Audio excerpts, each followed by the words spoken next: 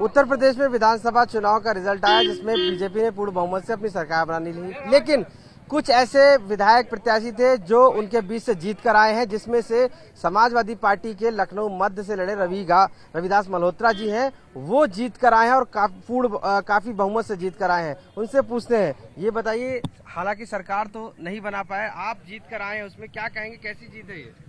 देखिए, हम लोग लगातार 5 साल जनता के बीच में उनके सुख दुख और दर्द में उनके साथ रहते हैं और जनता के मुद्दों को लेकर के हम लोगों ने संघर्ष करने का काम किया। इसलिए जनता का प्यार, विश्वास, समर्थन हमको मिला और जिस क्षेत्र में रक्षा मंत्री यहाँ के सांसद हैं, वहाँ हमने भारतीय जनता पार्टी को बड़े वोटों से हराने का काम किया है।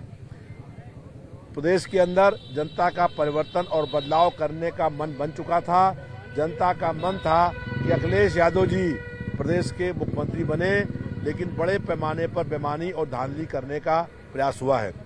लखनऊ मध्य क्षेत्र में भी हमने रंगे हाथ जो लखनऊ का सेंटर का आरओ था उसको पकड़ा।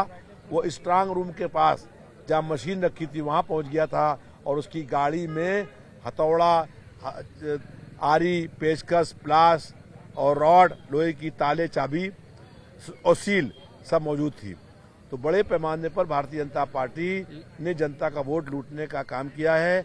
हम लोगों ने आज मुलाकात करी है पार्टी के राष्ट्रीय अध्यक्ष जी से और भी प्रत्याशी वहां पर आए हैं और सब लोगों की ये राय है कि भारतीय जनता पार्टी बेईमानी से लोकतंत्र की हत्या करके चुनाव जीतने का काम हुआ है। लेकिन जो भीड़ थी वो वोट में तब्दील नहीं हो पाई और इसी वजह से कहीं अखिलेश जी जो कह रहे थे मुख्यमंत्री बनने को नहीं बन पाए। क्या लगता है कि कहाँ कमी रह गई? नहीं, जो भीड़ थी उसमें इतना प्यार था और इतना विश्वास था कि पूरी रात लोगों ने सड़क पर खड़े होकर के इंतजार किया है। तो मेरा अपना मानना है कि जो आदमी रात में 2 बजे अपना बिस्तर छोड़ करके जाड़े में अखिलेश जी को सुनने देखने आया था, उसने वोट जरूर दिया होगा। लेकिन सरकार नहीं बन पाई ना। तो जनता का मन था कि परिवर्तन और बदलाव हो, क्योंकि जो भाजपा की सरकार है इसके 5 साल में लगातार महंगाई बढ़ी थी, बेरोजगारी बढ़ी थी, जनता का जीवन दुभर हो गया था। जनता ने बहुत कष्ट से 5 साल गुजारे थे। जनता बदलाव करना चाहती थी, लेकिन भारतीय जनता पार्टी ने बेईमानी करके चुनाव जीतने का काम किया है। जो मुख्य चुनाव आयुक्त हैं, इनका कार्यकाल खत्म हो गया था। तो बेईमानी किस तरीके से की है? क्या ईवीएम को लेकर आप सवाल उठा रहे हैं? किस तरीके की? इन्होंने बड़े पैमाने पर ईवीएम मशीन में टेम्परिंग करने का काम किया है। कई जगहों पर बेईमानी करके धांधली करने का काम किया है। वोटर लिस्ट में गड़बड़ी करने का काम किया है। और मुख्य चुनाव आयुक्त मैं कह रहा था, उनका कार्यकाल खत्म हो गया था। उसके बाद वो रिटायर्ड हो गए थे। रिटायरमेंट के बाद उनका कार्यकाल बढ़ाया गया और कार्यकाल बढ़ा करके जो है एक्सटेंशन देने के बाद वो 5 विधानसभा के चुनाव के मुख्य चुनाव आयुक्त हैं। तो क्या पूरे देश भर के अंदर कोई ऐसा अधिकारी नहीं था जो वर्तमान में होता मुख्य अधिकारी, लेकिन मुख्य चुनाव अधिकारी उसे बनाया गया जो रिटायरमेंट हो चुका था। अब आगे की क्या रणनीति है? क्या अखिलेश जी से आप लोगों की बात हुई? उन्होंने क्या कहा? किस तरीके जनता के मुद्दों को लेकर के हम लोग संघर्ष करने का काम करेंगे। जो हमने जनता से वादे किए हैं उन वादों को पूरा करने का काम करेंगे और जो सरकार से है मांगे उसको लेकर सड़क से और विधानसभा तक संघर्ष करने का काम करेंगे। और अखिलेश जी ने कहा है, हम लोगों ने बात करी है कि लखनऊ में चुनाव मेयर का भी होगा, चुनाव लोकसभा का होगा, उसकी हम लोग तैयारी करेंगे और ये प्रयास करेंगे कि 2024 में गैर भाजपाई जो दल है उनको मिला करके चुनाव हो और अखिलेश यादव जी देश के अगले प्रधानमंत्री बने।